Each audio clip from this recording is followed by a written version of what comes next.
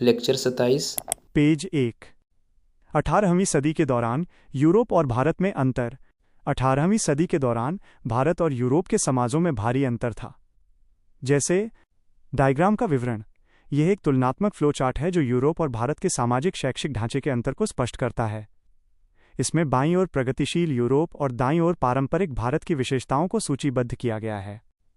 Europe: पुनर्जागरण, तर्कवाद, बौद्धिकता, अनुसंधान, लोकतंत्र, वैज्ञानिक खोज और मनोवृत्ति, विज्ञान पर आधारित शिक्षा, लोकतांत्रिक मूल्य, समानता, स्वतंत्रता और न्याय। भारत: रूढ़िवादिता, कर्मकांड, हठधर्मिता, सामाजिक बुराइयां, धर्मतंत्र और राजतंत्र, धर्म आधारित शिक्षा। उपर्युक्त अंतर से स्पष्ट होता है कि जहां भारतीय समाज 18वीं सदी में अंधविश्वास और बुराइयों से घिरा था, वहीं यूरोपीय समाज प्रगतिशील था। पेज 2। सामाजिक धार्मिक आंदोलन के कारण। 1. भारत में ब्रिटिश शासन की स्थापना भारतीय पुनर्जागरण का कारण बनी।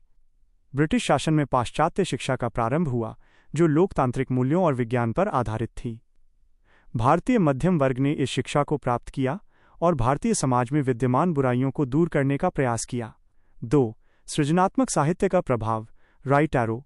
भारतीयों ने जब सृजनात्मक साहित्य पढ़ा तो उन्होंने समानता, स्वतंत्रता और न्याय को समझा, साथ ही सामाजिक बुराइयों का भी विरोध किया। 3.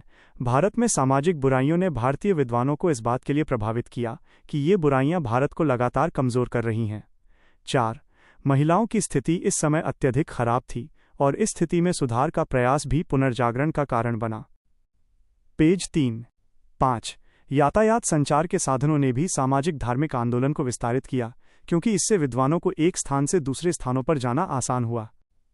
भारत में ब्रिटिश शासन का सकारात्मक प्रभाव। 1. ब्रिटिश या पाश्चात्य शिक्षा जो विज्ञान और नए विचारों पर केंद्रित थी, इससे भारत में आगे चलकर बड़े परिवर्तन आए। 2. लोकतांत्रिक मूल्यों का विकास भारत में पाश्चात्य या ब्रिटिश शासन के प्रभाव से ही हुआ और भारत में लोकतंत्र की नींव पड़ी। 3.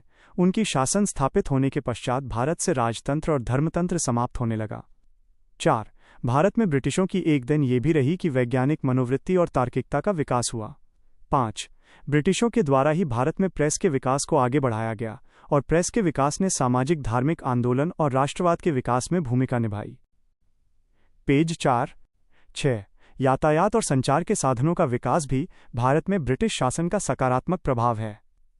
7. भारत में बैंकिंग व्यवस्था और आधुनिक उद्योगों के विकास में ब्रिटिश शासन की भूमिका अच्छी रही।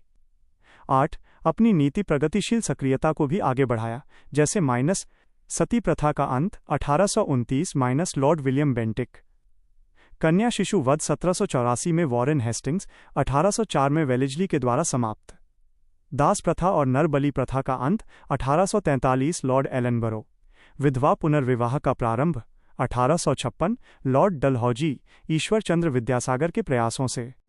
ब्रिटिश शासन का नकारात्मक प्रभाव। 1. शोषणकारी अर्थव्यवस्था और उसके दुष्परिणाम। 2. भारत को एक औपनिवेशिक अर्थव्यवस्था में बदल देना।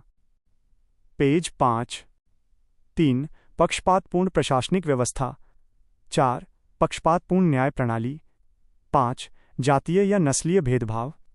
6. धन का निष्कासन।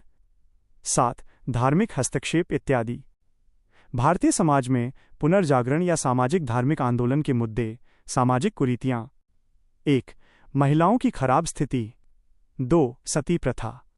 3. बाल विवाह। 4. विधवा विवाह निषेध। 5. कन्या शिशु वध। 6. महिला शिक्षा पर रोक। 7. जाति प्रथा की बुराइयां। 8. रूढ़िवादिता। 9. मूर्ति पूजा और अंधविश्वास। 10. बहुदेववाद। 11. पुरोहितों की सर्वोच्चता। 12. अस्पृश्यता।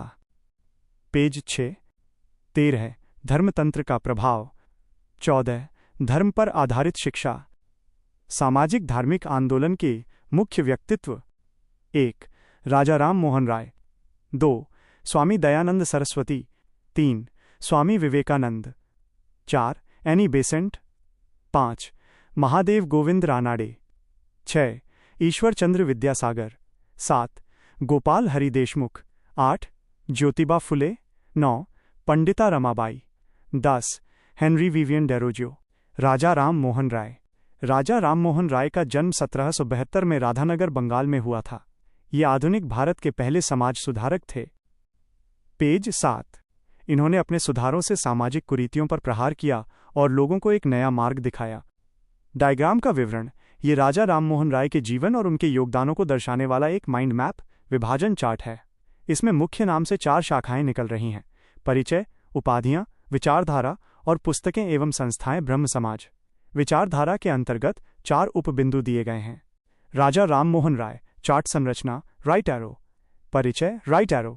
उपाधियां राइट एरो। विचारधारा। शिक्षा पर विचार, राजनीति पर विचार, धर्म पर विचार, समाज पर विचार राइट एरो। पुस्तकें एवं संस्थाएं राइट एरो। ब्रह्म समाज। परिचय। राजा राम मोहन राय की शिक्षा काशी में पूरी हुई और वे ब्रिटिशों के अधीन एक प्रशासनिक अधिकारी थे। राजा राम मोहन राय के जीवन में तब बदलाव आया जब उनकी भाभी सती हो गईं। राजा राम मोहन राय ने एक ब्राह्मण परिवार में जन्म लिया था। इनके पिता का नाम रमाकांत और माता का नाम तारिणी देवी था। पेज 8. 1814 में राय ने अपने पद से इस्तीफा दे दिया था। राजा राम मोहन राय की उपाधियां। रविंद्रनाथ टैगोर ने राय को भारतीय अतीत का सबसे चमकदार सितारा कहा है। सुभाष चंद्र बोस ने इन्हें युगदूत कहा है। आधुनिक भारत के पिता, राष्ट्रवाद के पिता, आधुनिक भारत के पैगंबर, अतीत और भविष्य के मध्य सेतु, भारतीय पुनर्जागरण के पिता,